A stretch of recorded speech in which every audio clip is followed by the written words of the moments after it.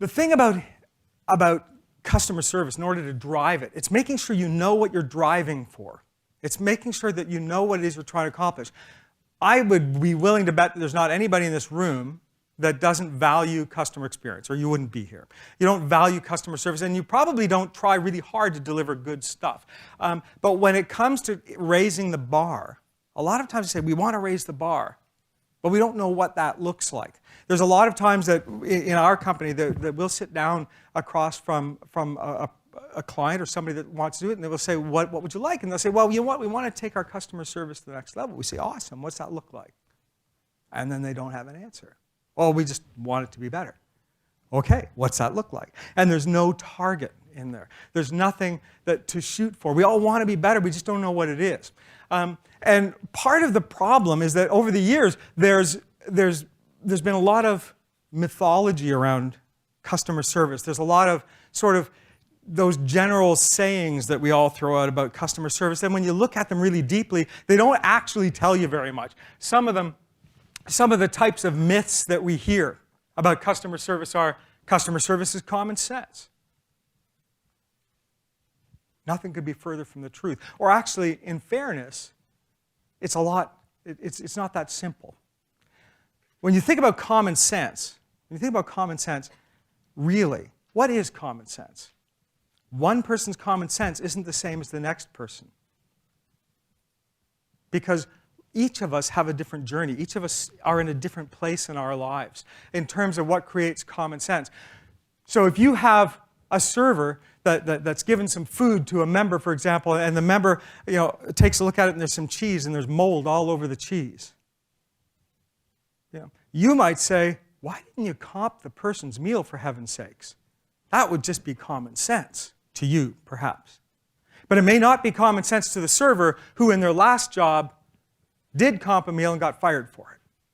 Right? Do you see what I mean? Common sense, all based on what we do depends on our perspective on life and where we are. The CEO of a multinational corporation does not have the same view of his company, of his organization or her organization than that part-time employee that only works there 3 days a week. It's not fair, and it's not possible for them to do that. So common sense all by itself is kind of a myth. There really is no common sense. It might make sense to you because of where you are, because of your experience, because of what you've done. But that doesn't mean that that somebody else perceives it the same way, and it doesn't make them wrong. It just means they don't have the level of experience you have. So that one doesn't work. The next one, I think we've all heard this, and I'm pretty sure that most of us probably agree that this really isn't true.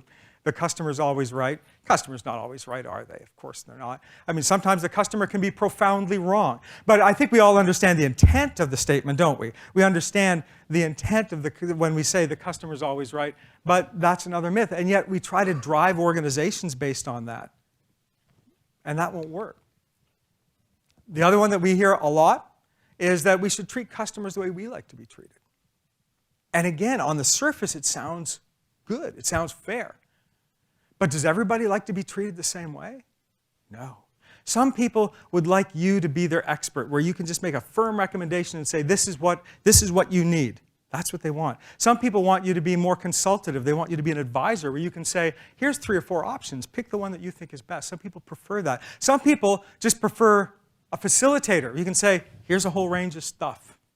Generally, have fun with it. And some people just want to be left alone for 100% self-serve. Isn't that true?